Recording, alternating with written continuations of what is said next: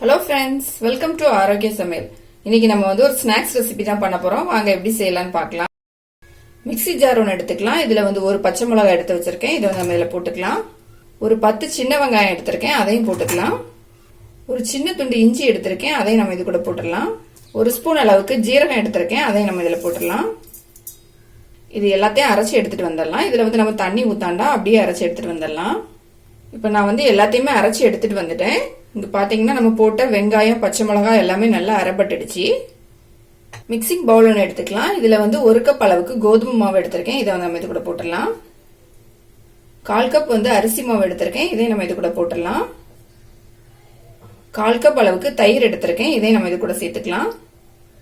நம்ம மிக்சியில அரைச்சி வச்சிருந்த இந்த இஞ்சி வெங்காயம் ஜீரகம் எல்லாம் அரைச்சதையும் நம்ம இது கூட போட்டுக்கலாம். தேவையான அளவு உப்பு சேர்த்துக்கலாம்.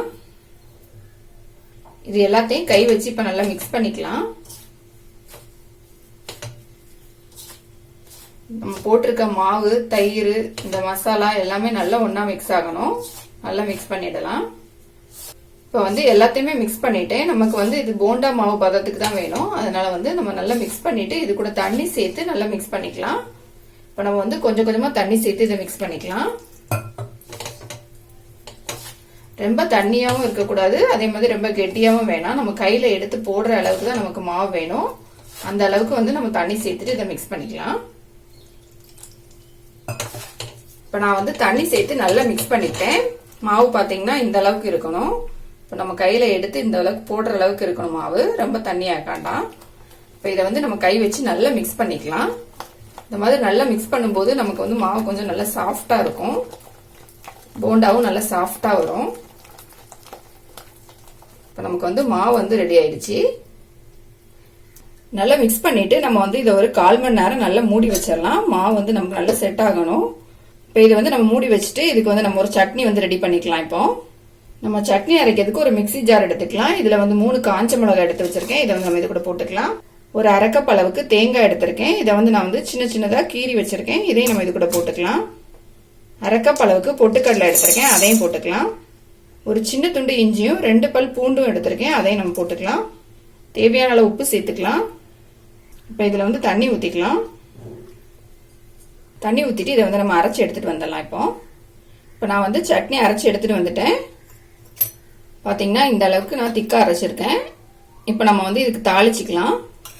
நான் சட்னிக்கு தாளிக்கிறதுக்கு வேண்டி ஸ்டவ் ஆன் பண்ணிட்டு ஒரு தாளிப்பு கரண்டி வச்சிருக்கேன். இது வந்து சூடான பிறகு நம்ம கொஞ்சமா எண்ணெய் சேர்த்துக்கலாம். இதுல எண்ணெய் வந்து சூடாயிடுச்சு. இப்ப இதுல வந்து 1 ஸ்பூன் அளவுக்கு கடுகு போட்டுக்கலாம். கடுகு வந்து நல்லா பொரிஞ்ச பிறகு ஒரு காஞ்ச மிளகாய் வந்து கிள்ளி வச்சிருக்கேன், இதை நம்ம இது கூட போட்டுக்கலாம். இப்ப நம்ம வந்து ஸ்டவ் ஆஃப் பண்ணிடலாம். இப்ப நம்ம வந்து தாளிப்பு வந்து சட்னியில எடுத்து போட்டுடலாம். நான் சட்னி வந்து ஒரு சின்ன பவுல்ல மாத்தி வச்சிருக்கேன். இதுல வந்து நம்ம தாளிச்ச கடுகும் காஞ்ச மிளகாயும் இதுல போட்டுக்கலாம். இப்போ நம்மளோட சட்னி வந்து ரெடி ஆயிடுச்சு. இப்ப நம்ம வந்து மாவு ஓபன் பண்ணி பாத்திரலாம்.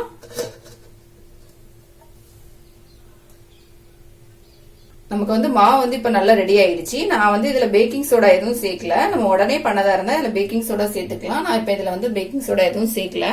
நான் வந்து இப்போ ஸ்டவ் ஆன் பண்ணிட்டு ஒரு கடாயில வந்து பொரிக்கிறதுக்கு தேவையான அளவு எண்ணெய் ஊத்தி வச்சிருக்கேன். எண்ணெய் வந்து சூடாயிடுச்சு. இப்ப நம்ம ரெடி பண்ணி வச்சிருந்த மாவு வந்து கொஞ்சம் கொஞ்சமா எடுத்து இதுல வந்து சின்னதா போண்டா மாதிரி போட்டுக்கலாம். சின்ன சின்னதா தான் போடுறேன், கொஞ்சமா மாவு எடுத்து போட்டுக்கலாம். நம்ம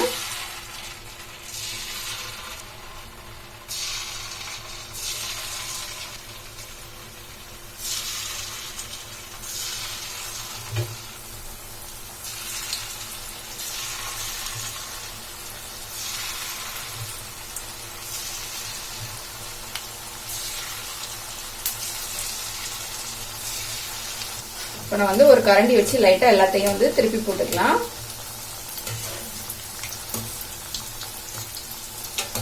இது வந்து கொஞ்சம் ஆயில் நிறைய ஊத்தி நல்லா ஃப்ரை பண்ணிக்கலாம். நல்லா முங்குற அளவுக்கு ஆயில் ஊத்தணும், அப்பதான் வந்து நல்லா இருக்கும். இதுல வந்து கலர் வந்து பிரவுன் கலர் ஆகணும், அது வரைக்கும் நம்ம வந்து நல்லா ஃப்ரை பண்ணி எடுத்துக்கலாம். இப்ப நம்மளோட போண்டா வந்து ரெடி ஆயிடுச்சு. இப்ப பாத்தீங்கன்னா நல்லா பிரவுன் கலர் ஆயிடுச்சு. நம்ம எடுத்துடலாம் எல்லாத்தையுமே.